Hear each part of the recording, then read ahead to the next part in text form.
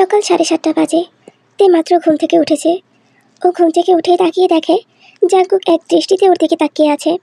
তে খুবই ভড়কে যায় জাঙ্কুকের এইভাবে তাকানো দেখে। তে এদিকে আসো আমার কাছে। তে কিছু না বলে চুপচাপ গিয়ে জাঙ্কুকের পাশে শুয়ে পড়ল। জাঙ্কুক থেকে শক্ত করে জড়িয়ে ধরল। তের ঘাড়ে মুখ গুজে দিয়ে বলল, জানো কাল রাতে একটুও ঘুমাতে পারিনি, সারা রাত ছটফট করেছি। কেন, কি হয়েছে আপনার? আপনার কি শরীর খারাপ করেছে? আরে না, শরীর খারাপ কেন করবে? বাসর রাতে যদি বাসর না করতে পারি তাহলে খারাপ কারই বা না লাগে বলো, এই জন্য। তে এই কথা শুনে একেবারে চুপ হয়ে গেছে, কারণ ও চায় না এই বিষয় নিয়ে কোনো কথা বাড়াতে। যাই হোক, জাঙ্কুক ওর সাথে ভালোই কিছুক্ষণ কথা বলল। তারপর জাঙ্কুক আবারও তেকে কেমন যেন আলতোভাবে টাচ করতে শুরু করলো। তে জাঙ্কুকের মতলব বুঝতে পেরে সেখান থেকে উঠে যেতে চাইলে জাঙ্কুক তেকে উঠতে দিল না। জাঙ্কুক তের গলায় কিস করলো। রাতের মতো করে আবারও তের ফ্লাওয়ার টেস্ট করলো। তের পুরো শরীরে আলতোভাবে কিস করলো। যাই হোক, জাঙ্কুক তের সাথে আরও কিছুক্ষণ দুষ্টুমি করে এবার জাঙ্কুক জোর করে তের সাথে আবারও ইন্টিমেট হতে গেল। তে এতটাই নড়ানড়ি করছিল, জাঙ্কুকের মেজাজ আবারও বিগড়ে গেল। জাঙ্কুক এবার জোর করে ফার্স্ট ধাক্কাটা এত জোরে দিল, তে প্রচুর ব্যথা পেয়েছে। তে তাল না সামলাতে পেরে খুব জোরে একটা চিৎকার মারে, আর জাঙ্কুক ভড়কে যায়। তের কাছ থেকে সরে তের মুখটা চেপে ধরে জাঙ্কুক। তে খুব জোরে ব্যথা পেয়েছে, চোখ থেকে পানি পড়ছে। তে নিজের সমস্ত শক্তি দিয়ে জাঙ্কুককে ধাক্কা মারে আর বিছানা থেকে উঠে পড়ে। ও এতক্ষণ যা ভাবছিল তাই হয়েছে, বিছানায় অনেকটা ব্লাড লেগে গেছে। তে ভয়ে কান্না করে দেয়। আপনি কি মানুষ? আমার মনে হয় না আপনি মানুষ। আপনি আমার সাথে কেন এমন করছেন? আমি কি আপনার শত্রু নাকি? হ্যাঁ, কালকে রাতেও আপনি আমাকে এইভাবে ডিস্টার্ব করেছেন, এইভাবে অত্যাচার করেছেন। আপনি প্রথম রাতে আমার গায়ে হাত তুলেছেন, আমি আপনাকে কিচ্ছু বলিনি। আর আপনি সকালে ঘুম থেকে উঠে আমার সাথে আবার ওই খারাপ ব্যবহারটা কীভাবে করতে পারলেন? আমার ভাবতে অবাক লাগছে যে আপনি আমার হাজব্যান্ড। আমি জানি না আপনার সাথে আমি কী করে আমার জীবনটা পার করব। আপনি আমাকে একটু সময় দিতেন, আমাকে একটু মানিয়ে নেওয়ার সময়টা তো দিতে পারতেন। আপনি দেখেন কত জোরে আপনি একটা ধাক্কা দিয়েছেন, ব্লাড বের হয়ে গেছে। আমার খুব ব্যথা হচ্ছে। আমি আপনাকে বোঝাতে পারছি না, আমার জায়গায় থাকলে আপনি বুঝতে পারতেন আমার দাঁড়িয়ে থাকতে কতটা কষ্ট হচ্ছে। আমি আমার জীবনে কখনো ফ্লোরে শুইনি, আপনার জন্য আমি চুপচাপ ফ্লোরে সারা রাত ঘুমিয়েছি। আমার শরীরটা যে কতটা খারাপ লাগতেছে সেটা আপনি কী করে বুঝবেন? আপনি শুধু আছেন আপনার ধান্দায়, আপনি শুধু আছেন। এখন আমি আপনার সাথে কোনো কথাই বলতে চাই না। আপনার মতো একটা নিচ মনের, নোংরা মনের মানুষের সাথে আমি একটা কথা বলতে চাই না। নেক্সট টাইম সাবধান হয়ে যান, আমার কাছে আসার একদম চেষ্টা করবেন না। ওফ তে, তুমি কি বলতেছো? আচ্ছা, আমি বুঝতে পারছি আমি তোমার সাথে খারাপ ব্যবহার করছি, আমি তোমার গায়ে হাত তুলছি, তো এটার জন্য সরি ভাই, আমার ভুল হয়ে গেছে। তুমি কি বলতেছো নেক্সট টাইম তোমার কাছে যেতে না? আমি তোমার কাছে না গেলে কে তোমার কাছে যাবে বলো? আমি যে তোমার হাজব্যান্ড, আমাকে তো তোমার কাছে যেতেই হবে, তাই না? যতই হোক, তোমার কাছে না গেলে তার আমার বংশটা বৃদ্ধি হবে না। জাঙ্কুক আরও কিছু বলতে যাবে, কিন্তু তে না শুনে তোয়ালে নিয়ে ওয়াশরুমে চলে যায়। ঝর্ণার নিচে দাঁড়িয়ে তে প্রচুর কান্না করছে। তে মেনেই নিতে পারছে না যে এটা ওর হাজব্যান্ড ওর সাথে এতটা খারাপ আচরণ করছে। ফার্স্ট ওকে একটু মানিয়ে নেওয়ার সুযোগও দিচ্ছে না, ওর সাথে জোর জবস্তি করছে। তের খুব রাগ হচ্ছে ওর দাদির প্রতি, কেন দেখে শুনে বিয়ে দিল না, টাকা দেখে বিয়ে দিয়ে দিয়েছে। আচ্ছা, ওরাও তো মোটামুটি মিডল ক্লাস ফ্যামিলির, তাহলে ওকে একটা মিডল ক্লাস ফ্যামিলিতে দিলেই তো হতো, তাই না? এত বড়লোক বাড়িতে দেওয়ার কী দরকার ছিল? এই লোকটা কেমন, বড়লোক হলেই হয় না, মানুষের মন থাকতে হয়। এই লোকটার তো মন বলতে কিছুই নেই, উনি শুধু নিজের স্বার্থ হাসিল করা ছাড়া আর কিছুই বোঝে না। তে ফার্স্ট এসেছে, ওর সাথে একটু মানিয়ে গুছিয়ে নেবে না। ওনার মাও যেমন করলো উনিও ঠিক তেমনই। শুধুমাত্র লিসা ভাবি আর ভাইয়ার মুখের দিকে তাকিয়ে বিয়েটা করেছি, নয়তো কখনোই দানবটাকে বিয়ে করতাম না। ফালতু একটা দানব, নোংরা মনের মানুষ, অসভ্য শয়তান। যাই হোক, তে জাঙ্কুককে এইভাবে গালাগালি করতে করতে গোসল শেষ করে নেয়। ও যখন জামা কাপড় চেঞ্জ করতে যাবে তখন খেয়াল করে ও শুধু টাওয়াল ছাড়া আর কিছুই আনেনি। ওর মাথায় হাত দিয়ে বলল, হায় আল্লাহ, টাওয়াল ছাড়া তো কিছুই আনলাম না। এই দানবটার সামনে যদি এই লোকে যাই তাহলে ও আমার সাথে আবারও জোর জবস্তি করবে। ধুর, তুই যে কী করিস তাতে, কাপড় চোপড় নিয়ে আসবি না, তুই শুধু টাওয়াল নিয়ে চলে এসেছিস। বাঘের সামনে যদি এই অবস্থায় যাস, বাঘ তো শিকার করতে আসবেই। যতই হোক তুই একটা সুন্দরী মেয়ে, আর সুন্দরী মেয়েদের দিকে সবাই নজর থাকে। উফ, কী করবো এখন? তে 5 থেকে 10 মিনিট দাঁড়িয়ে দাঁড়িয়ে চিন্তা করলো, কিছুই তো করার নেই। ওই দানবটার কাছে তো জামা কাপড়ও চাইতে পারবে না, কারণ দানবটার সাথে তো ওর বন্ডিং অতটা ভালো না। তাই দেয় না না দেয় জামা কাপড় সেটারও কোনো খবর নেই। তে আরও কিছুক্ষণ ভাবলো, তারপর শরীরে টাওয়াল পেঁচিয়ে ওয়াশরুম থেকে বেরিয়ে এলো। জাঙ্কুক কী করছে সেটা দেখার জন্য তে জাঙ্কুকের দিকে তাকাতেই খেয়াল করলো জাঙ্কুক চোখ বড় বড় করে তের দিকে তাকিয়ে আছে, ঠোঁটে লেগে আছে একটা দুষ্টু হাসি। তে তাড়াহুড়া করে ওর লাকিসের কাছে গেল, সেখান থেকে ড্রেস বের করে যেই না পড়তে যাবে জাঙ্কুক উঠে এসে থেকে পিছন থেকে জড়িয়ে ধরলো। তের হাত থেকে জামাটা টান দিয়ে ফেলে দিল। উফ বেবি, তোমাকে তো এই লুকে খুব সুন্দর লাগছে, এভাবেই থাকো না, ড্রেস পরার কি দরকার বলো তো? খুব প্রিটি লাগছো তুমি। কি কি কি কি বলছেন কি আপনি? বাসায় কি শুধু আপনি আর আমিই থাকি নাকি? ভাইয়া, ভাবি, মা সবাই তো আছে। তাহলে আমি কিভাবে এই অবস্থায় থাকতে পারি? মাথায় কি তার তোর কিছুই নেই আপনার? ব্যাককলের মতো কথা বলেন। উফ, আচ্ছা, তুমি তো আনরোম্যান্টিক কেন বলো তো? আমি তোমাকে একটু দুষ্টুমি করে বললাম, তুমি আমার সাথে একটু তাল মেলাবে, তা না, তুমি দিলে মোটের 12টা বাজিয়ে। ধুর, ভাল লাগে না। তাকে একটা ধাক্কা দিয়ে জাঙ্কুক ওয়াশরুমে চলে গেল। আচ্ছা, এই লোক এমন কেন? আমি না হয় বললামই একটা উল্টাপাল্টা কথা, এই জন্য আমাকে ধাক্কা দিতে হবে? এখন যদি আমি আয়নাটার উপর গিয়ে পড়তাম, তাহলে কি অবস্থা হতো? ফালতু লোক একটা, নিজের রাগকে কন্ট্রোল করতে পারে না, হুটহাট রেগে যায়। অসভ্য কোথাকার। কীভাবে যে থাকবো আর কীভাবে যে সংসার করবো, আল্লাহ তুমিই ভালো জানো। দেখো, আমার উপর একটু দয়া করো প্লিজ আল্লাহ।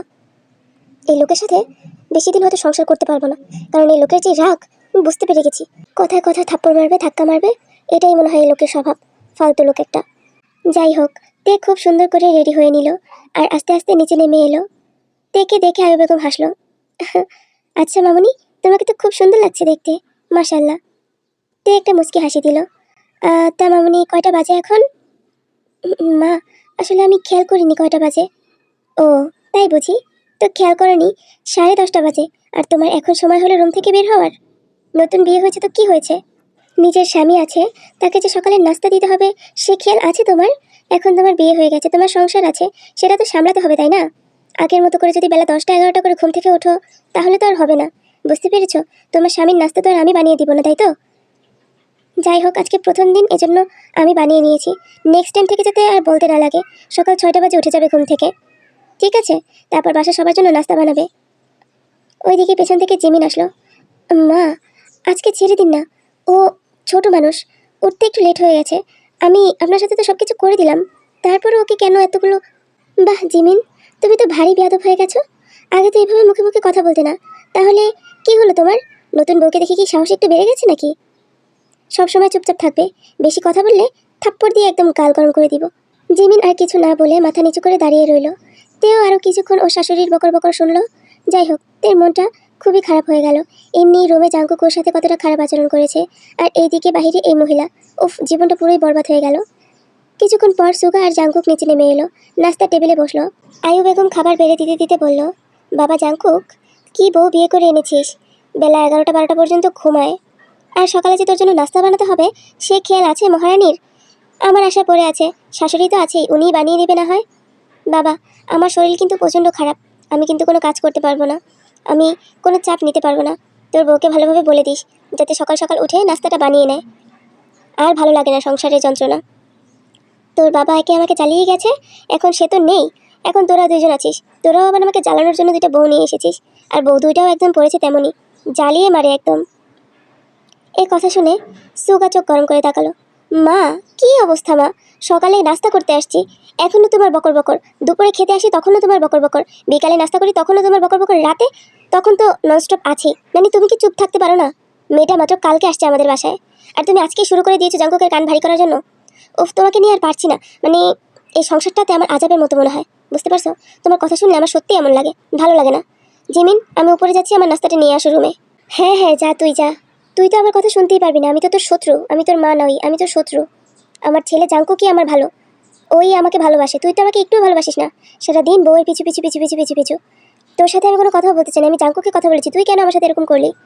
অসভ্য ছেলে একটা, সারাদিন বউয়ের পিছু পিছু থাকে, আর আমি একটা কথা বললে শুনতেই পারি না, ওর গায়ে আগুন লেগে যায় মনে হয়। আমি কি খারাপ কথা বলেছি? আমি তো ভালোই বলেছি। আচ্ছা মা, এখন চুপ থাকো, নাস্তা করতে দাও। এমনি আমার মুড ভালো নেই, তো তুমি, না মানে তুমি বলতে কি মানে, আর কথা বাড়িও না, আমার ভালো লাগছে না। জাঙ্কুক খাবার খেয়ে বাইরে চলে গেল। বেলা 11:30। হঠাৎ বাড়ির কলিং বেল বেজে উঠলো। তে গিয়ে দৌড়ে দরজা খুলে দিল, আর দেখলো ওর ভাইয়া এসেছে। তে জেহুকে জড়িয়ে ধরে বলল, ভাইয়া, ভাইয়া তুমি এসেছো, তোমাকে দেখে আমার কি ভালো লাগছে তুমি জানো না? আরে পাগলি, কান্না করছিস কেন তুই? আমি এসেছি তো, চল ভিতরে চল। তে ওর ভাইকে নিয়ে ভিতরে এলো। তে, কে এসেছে? মা, ভাইয়া এসেছে। ও, তোমার ভাইয়া এসেছে? আচ্ছা ঠিক আছে, যাও ফ্রিজ থেকে কয়েকটা ফল বের করে কেটে দাও। আসসালামু আলাইকুম মা, ওই কেমন আছেন? এই তো বাবা, আলহামদুলিল্লাহ ভালো আছি, তুমি ভালো আছো? হ্যাঁ ভালোই আছি। বাসার সবাই ভালো আছে না? হ্যাঁ আছে ভালোই। যাও তুমি সোফা রুমে বসো, আমি তোমার জন্য নাস্তা পাঠাচ্ছি। আরে আন্টি, ওইসবের কী দরকার? না না, মেহমান এসেছো, নাস্তা না দিলে কি হয়? যাও তুমি বসো। তে এদিকে আসো। ফ্রিজ থেকে ফল বের করো, আর কয়েকটা ফল কেটে নিয়ে দিয়ে আসো তোমার ভাইয়ার সামনে। তে কয়েকটা ফল বের করে কাটতে শুরু করলো। তের খুব কষ্ট হচ্ছে ফলগুলো কাটতে, কারণ ও তো কখনোই এগুলো কাটেনি। আরে কি করছো কিতে, তাড়াতাড়ি করো না, তোমার ভাইয়া কতক্ষণ যাবত বসে আছে। ও কি ভাববে এতক্ষণ হয়ে গেছে, ওকে এক গ্লাস পানিও দিয়ে আসা হয়নি। না মা, আমি শরবতগুলি দিয়ে এসেছি ভাইয়াকে, কোনো সমস্যা নেই। তে তুমি ওঠো, আমি কেটে দিচ্ছি। কি অবস্থা জিমিন, তোমাকে একদিন বলছি না যার যার কাজ শেষে করবে, তুমি এমন কেন, তুমি তো ঘাটতারা কেন জিমিন? আচ্ছা ঠিক আছে মা, আমার ভুল হয়ে গেছে, আমি আর করবো না। দয়া করে আর কথা বলবেন না, আপনার কথা শুনতে শুনতে আমার খুব খারাপ লাগে, আর ভালো লাগে না। কি? বাহ, খুব ভালো তো দেখছি, মুখে মুখে তর্ক করতে শিখে গেছে দেখছি। তা এটা কার কাছ থেকে শিখলে, স্বামীর কাছ থেকে? হ্যাঁ হ্যাঁ, শিখবে নাই বা কেন? ছেলেই যদি মাকে অবহেলা করে, তাহলে বউরা কি আর মাকে চোখে দেখতে পারবে? হায় আল্লাহ, কি দিন দেখতে হচ্ছে। এই দিন দেখার আগে আমার মরণ কেন হলো না আল্লাহই ভালো জানে। তে খুব কষ্ট মষ্ট করে ফলগুলো কেটে ওর ভাইয়ার সামনে নিয়ে যায়। ভাইয়া দেখো তো ফলগুলো কেমন হয়েছে কাটা। ভালো। কেন? না, এগুলো আমি কেটেছি। কি, তুই কেটেছিস? বাহ, খুব সুন্দর হয়েছে, আমার পাখিটা কবে এত বড় হয়ে গেল। ফলও কাটতে শিখে গেছিস? না ভাইয়া, শিখিনি, দেখো না কেমন হয়েছে। তবে আস্তে আস্তে শিখে যাব। বাহ, মার্শাল্লাহ, কিন্তু সাবধানে কাটবি। বটি দিয়ে কাটা কিন্তু এতটাও সহজ নয়, হাত টাত কেটে যেতে পারে। সব সময় খুব সাবধানে ধীরে সুস্থে কাজ করবি, আস্তে ধীরে কাজ করবি, খুব তাড়াহুড়া করবি না, কেমন? তে মনে মনে বলল, তাড়াহুড়া করবো না? আমার শাশুড়ি যেমন একটা মহিলা, উনি তো বলে রোবটের মতো হাত চালিয়ে কাজ করতে। ফল কাটতে গেলেও ওনার কথা শুনতে হয়, ভাল লাগে না। আচ্ছা ভাইয়া, তুমি নাস্তাটা করো, আমি রেডি হয়ে আসছি। কেন রেডি হবি কেন? না, বাসা যাবো না তোমার সাথে? আরে পাগলি, আজকে না। কি বলতেছো? তাহলে তুমি কেন এসেছো? না না, আমি আর এক সেকেন্ডের জন্য এই বাড়িতে থাকতে চাই না, আমার এই বাড়িতে একদম ভালো লাগে না, দম বন্ধ হয়ে আসে, ভাবিকে দেখতে ইচ্ছে করতেছে। আমি এখানে আর থাকবো না ভাইয়া, প্লিজ আমাকে নিয়ে চলো। তুমি না নিয়ে গেলে আমি তোমার পিছু পিছু চলে যাবো বলে দিচ্ছি, আমি আর থাকবো না বললাম। আরে না পাগলি, আমি কালকে আবার আসবো, আজকে তো তোকে একটু দেখতে এসেছি, কালকে এসে তোকে আর জাঙ্কুকে একসাথে নিয়ে যাব। আজকে নয়, কালকে যাবি। না ভাইয়া, আমি আজকে থাকতে চাই না। ভাইয়া, তুমি জানো না আজকে থাকলে রাতের বেলা আবারও আমাকে ডিস্টার্ব করবে। ভাইয়া, আমি সত্যি থাকতে চাই না, তুমি আমাকে নিয়ে যাও প্লিজ। জাঙ্কুক না, সরি, মানে ওই লোকটা না হয় কালকে চলে যাবে, সমস্যা নেই, আমি আর থাকবো না এখানে। তের এই কথা শুনে জিমিন এসে পাশের একটা সোফায় বসলো। কেন তে, কি হয়েছে? আমাদের কি ভালো লাগে না তোমার?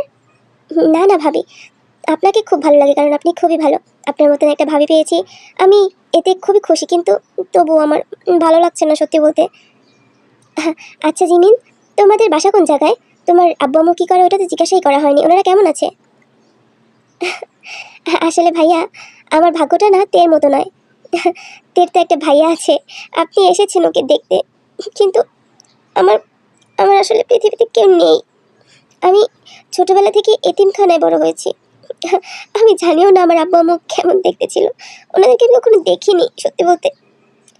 জিমির কথাগুলো বলতে বলতে কান্না করে দেয়। যে হোক, জিমিনের কান্না দেখে ওর মাথায় হাত বুলিয়ে দিয়ে বলে, আরে পাগলি, কান্না করছো কেন? কান্না করার কি আছে? তে যেমন আমার বোন, তুমিও তো তেমন আমার বোন। তুমি শুধু একটু আমার বোনটাকে দেখে রেখো এখানে, আর তোমার যখন ইচ্ছে করবে তুমি তোমার নিজের আপন বড় ভাই হিসাবে আমার বাসায় চলে আসবে। আমি তোমাকে তের মতোই ভালোবাসবো, কেমন? আপনার কথা শুনে খুব ভালো লাগলো ভাইয়া, সত্যি আপনি খুব ভালো, কারণ এইভাবে কেউ কখনো বলেনি, মানে এইভাবে কেউ বলেনি যে আমাকে নিজের ভেবো। যাই হোক, দেখে আমার খুব ভালো লেগেছে, ওকে আমি আমার ছোট বোনের চোখেই দেখি। আপনি টেনশন করবেন না, আমি আমার সব কিছু দিয়ে দেখে আগলে রাখার চেষ্টা করবো, কারণ দেখে আমার খুবই ভালো লেগেছে। আমার একটা সঙ্গী হয়েছে, ওকে খুব যত্ন করে আগলে রাখবো, কষ্ট পেতে দেবো না, আপনি নিশ্চিন্তে থাকবেন ভাইয়া। জানো না জিমিন, তুমি এই কথাগুলো বলে আমাকে কতটা শান্তি দিয়েছো। আমি খুবই নিশ্চিন্ত হলাম, কারণ আমার বোনটা তো ছোট, তাই ওকে নিয়ে খুব ভয় হয়। ও যেন কিছু করতে পারে না, ও এক গ্লাস পানিও কখনো ঢেলে খায়নি, তাই আমার খুব ভয় লাগে এখানে সবাই ওর সাথে কেমন ব্যবহার করবে। আমি তাই আর কি তোমাকে বললাম। তুমি আবার খারাপ মনে করো না কিছু, যে তোমার উপর ওর দায়িত্ব দিয়ে যাচ্ছি, শুধু তুমি একটু ছোট বোন হিসেবে ওকে দেখে রাখবে, এতটুকুই। আরে না না ভাইয়া, আপনি টেনশন করবেন না, তাই আমার ছোট বোনের মতো না, ওকে আমি খুব যত্ন করে দেখে রাখবো। ঠিক আছে ভাইয়া, আপনারা কথা বলুন, আমি একটু রান্নাঘর থেকে ঘুরে আসছি। জিমিন রান্নাঘরে যেতেই আয়ু বেগম টিটকারি করে বলল, বাহ বাহ বাহ, খুব ভালোই তো দেখছি দায়িত্ব নেওয়া শিখেছো, অথচ আমার ছেলের টাকায় খাচ্ছ, আমার ছেলের টাকা উড়াচ্ছ, আর দায়িত্ব নিচ্ছ অন্যদের। খুব ভালো, এখন তো দেখছি আবার একটা পরিবারও বানিয়ে নিয়েছো, আবার ওখানে বেড়াতেও যাবে বলছো। বাহ, বাবা মা নেই বলে কি হয়েছে, মানুষকে পটাতে জানো ভালোই, মানুষের সাথে কিভাবে কথা বললে মানুষ পটে যাবে সেটা খুব ভালো করেই জানো, না হলে কি আর আমার ছেলেকে এইভাবে পটাতে পারো? এতিম হয়েও আমার মতো একটা বড় লোকের ঘরে এসে পড়েছো। ফালতু মেয়ে একটা কোথাকার। আচ্ছা, এখানে এই তরকারিগুলো রেখেছি, এগুলো কেটে দাও, আর তেকেও ডাক দিয়ে শিখিয়ে দিও কিভাবে কি করতে হবে। ওই মহারানীকে আবার আমি তোমার মতো হাতে পড়িয়ে শিখিয়ে দিতে পারবো না, ঠিক আছে? একজনকে শিখিয়েছি, তুমি আবার ওকে শিখিয়ে দিও। আমার এত যন্ত্রণা নিতে ভালো লাগে না, বুঝতে পেরেছো? আয়ু বেগম এগুলো বলে তার রুমে চলে গেল। জিহাব আরও কিছুক্ষণ কথা বলার পর সবার কাছ থেকে বিদায় নিয়ে চলে গেল। এইভাবেই সারাদিন শাশুড়ির প্যান প্যান আর জায়ের সাথে হাসি ঠাট্টা করে তের দিনটা পার হয়ে গেল। মোটামুটি বলতে গেলে ভালো খারাপ দুটোটা মিলেই দিনটা শেষ হয়েছে। এখন শুধু বাকি আছে জাঙ্কুকের দেওয়া রাতের প্যারাটা নেওয়া, তাহলে 16 কলা পূর্ণ হবে একটা দিনের। যাই হোক, রাতে সবাই খাবার টাবার শেষ করে যার যার রুমে চলে গেল। তে জিমিনের সাথে মিলে সব কাজ টাজ শেষ করে রুমে চলে আসে আর খেয়াল করে জাঙ্কুক শটান হয়ে বিছানার উপর শুয়ে আছে। দেখে দেখে জাঙ্কুক হাসি দেয়। এই যে মহারানী, তুমি কি আজকেও আমাকে ডিস্টার্ব করবে? আমাকে কি আজকেও আমার সুখের রাজ্যে হারিয়ে যেতে দিবে না? আমাকে আমার সুখের সমুদ্রে ভাসতে দিবে না নাকি? আমার আর তর্স হয়েছে না, সত্যি বলছি। আমার ইচ্ছে করছে আমি তোমার ভিতরে এখনই হারিয়ে যাই, কিন্তু তুমি যে ডিস্টার্ব করো আমার মুডটা পুরো বিগড়ে দাও। তুমি বলো না, আজকে কি আমাকে করতে দিবে? তাই দরজা আটকাতে আটকাতে মনে মনে বলে, উফ, রুমে ঢুকতে না ঢুকতেই শুরু হয়ে গেছে ঘ্যান ঘ্যান প্যান প্যান। আর ভালোই লাগে না, আমার মাথাটা পুরো নষ্ট হয়ে যাচ্ছে। সকাল থেকে শুরু করে সন্ধ্যা অবধি তার মার প্যান প্যান, আর এই এখন থেকে শুরু করে ভোর অবধি তার প্যান প্যান। উফ, কি যে একটা জ্বালার ভিতরে পড়লাম। কেন যে বিয়েটা করতে গেলাম, আল্লাহ! কি করব কি না করব কিছুই বুঝতে পারছি না। কয়েকদিন পর আমাকে পাবনা না নিলে আমাকে এই সমাজে রাখা যাবে না, আমাকে পাবনা নিয়ে যেতে হবে। জাঙ্কুক উঠে গিয়ে দেখে জড়িয়ে ধরলো, তের ঠোঁটে কিস করলো, তের চুলের মাঝখানে নিজের নাক ডুবিয়ে দিল। উফ, প্লিজ আমাকে ছাড়েন, আমার সাথে এইভাবে আমাকে এভাবে ডিস্টার্ব করবেন না প্লিজ। আমার শরীরটা আজকে একদমই ভালো নেই, সত্যি বলছি, আমার খুব খারাপ লাগছে, আমাকে একটু রেস্ট নিতে হবে। কেন, কি হয়েছে? আমাকে কি আজকেও তোমার কাছ থেকে দূরে রাখবে? আমাকে কি তোমার ভিতরে হারিয়ে যেতে দিবে না? তে সত্যি বলছি, আমি একজন পুরুষ মানুষ হয়ে কিভাবে এটা সহ্য করে যাচ্ছি তুমি কি বুঝতে পারছো না? একটা পুরুষ মানুষের কাছে এটা সহ্য করা এতটাও সহজ নয়। তুমি সব কিছু খুব নর্মালভাবে নিচ্ছ, সব কিছু এত নর্মালভাবে নিতে হয় না তে। আচ্ছা, আমার যদি পিরিয়ড হয় তাহলেও কি আপনি আমার সাথে এইভাবে করবেন? আমি বুঝতে পারছি না, আমার তো পিরিয়ড হয়েছে। সত্যি বলতেছ? ধুর, বাল, এই টাইমে কেন হলো? আরও কয়েকদিন পর হতো, মাত্র বিয়ে হয়েছে এখনই। আচ্ছা, তুমি যদি কিছু না মনে করো তাহলে কি তুমি যে জিনিসটা ইউজ করতেছো মানে তোমার পিরিয়ডের জন্য, ওইটাকে আমাকে একটু বের করে দেখাতে পারবা? কি? সিরিয়াসলি? কি বলতেছেন? আপনার মাথা ঠিক আছে? আমি বুঝতে পারতেছি না, আপনি কি পাগল? হ্যাঁ, আপনি কি কি বলবো, আপনাকে কি বলা উচিত? আপনি আপনার ভিতরে কি ন্যূনতম ঘৃণা বলতে কিছু নেই? আমি জানি আপনার ভিতরে লজ্জা শরমটা কম, কিন্তু তাই বলে যে আপনার ভিতরে ঘৃণা থাকবে না ওইটাও তো নয়, তাই না? একটা মানুষের ভিতরে যদি ন্যূনতম ঘৃণাবোধটুকু থেকে থাকে তাহলে সে কখনো এই জিনিসটাকে দেখতে চায় না, এই নোংরা জিনিসটাকে দেখতে চায় না। আমার ভিতরে ঘৃণা নেই, বুঝতে পেরেছো? সো ঝটপট আমাকে ওইটা বের করে দেখাও। হায় আল্লাহ, কি বলতেছি এসব? আচ্ছা ঠিক আছে, দাঁড়ান দেখাচ্ছি। তে ওর ইউজ করা প্যাকটা বের করলো আর জাঙ্কুকের মুখের সামনে উঁচু করে ধরলো। এই যে দেখেন, এইটা ইউজ করছি। সিরিয়াসলি? তুমি আমাকে পাগল বলো? আমার তো মনে হচ্ছে আমার চেয়ে বড় পাগল তুমি। আচ্ছা, কোথায় তোমার ব্লাড? কোথায়? এটা তো একদম ফ্রেশ আছে। পাগল মেয়ে একটা, এটা তো পুরো ফ্রেশ। তে জাঙ্কুকের কথা শুনে অবাক হয়ে গেল। ও নিজের দিকে প্যাডটা ঘুরিয়ে দেখলো, জাঙ্কুক তো ঠিকই বলেছে, প্যাডটা তো পুরো ফ্রেশ আছে। কিন্তু ও তো দেখেছিল ওর ব্লাড বের হচ্ছিল, তাই তো ও এই প্যাডটা ইউজ করেছিল। কিন্তু এটা কিভাবে এরকম ফ্রেশ আছে এখনো? বাহ, আমি আমি যেটা মনে মনে ভেবেছিলাম সেটাই হয়েছে। আমি ভাবছিলাম যে তুমি আমার হাত থেকে বাঁচার জন্য একটা না একটা এক্সকিউজ দিবে। সো তুমি যে মিথ্যা নাটকটা করবে সেটা আমি ভাবতেও পারিনি। তুমি কি করলে? পিরিয়ডের একটা মিথ্যা নাটক করলে। দেখেছো তো, হাতে হাতে ধরা পড়ে গেলে। এখন লজ্জা করছে না? আমার স্বামী সঙ্গ দিবে না, এই জন্য মিথ্যা বলছে স্বামীকে। কি সুন্দর। আরে আরে না, আমি সত্যি ব্লাড দেখেই তো এটা ইউজ করেছিলাম, তাই না? আমি সত্যি বলছি। আরে আমি জানি তুমি সত্যি বলতেছো, ওইটা তোমার পিরিয়ডের ব্লাড ছিল না। ওই যে তোমাকে সকালে জোর জবরদস্তি করেছিলাম, তো ওই সময় তোমার ফার্স্ট টাইম তো, এই জন্য ব্লাড বের হয়েছিল। সো এইটার জন্যই তখন।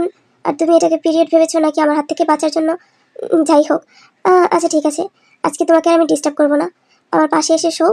তো তোমাকে আমি একদিনের সময় দিচ্ছি, আজকে রাতে সময় দিচ্ছি। কালকে রাতে ইনশাআল্লাহ তোমাকে আর আমি ছাড়ছি না। তুমি যতই কান্না করো, যতই যাই করো, তোমার হাত পা বেঁধে হলেও আমি তোমাকে আমার নিজের করে নিব। সো কথাটা মাথায় ঢুকিয়ে নাও, আর আজকে আমি তোমাকে কোনো ডিস্টার্ব করবো না। সোজা বিছানায় গিয়ে ঘুমিয়ে পড়ো। পাগলি একটা, মিথ্যা কথাও বলতে পারে না ভালোভাবে। সত্যি জাঙ্কুকের কথা শুনে তার খুবই লজ্জা করছে। তো এইভাবে মিথ্যা বলতে চায়নি, কিন্তু পরিস্থিতিটা এমন হয়ে গেছে যে সত্যিই তাকে মিথ্যাবাদী মনে হচ্ছে। তে আর কথা না বাড়িয়ে চুপচাপ গিয়ে বিছানায় শুয়ে পড়লো। জাঙ্কুকও গিয়ে তাকে পিছন থেকে শক্ত করে জড়িয়ে ধরলো আর ঘুমিয়ে পড়লো।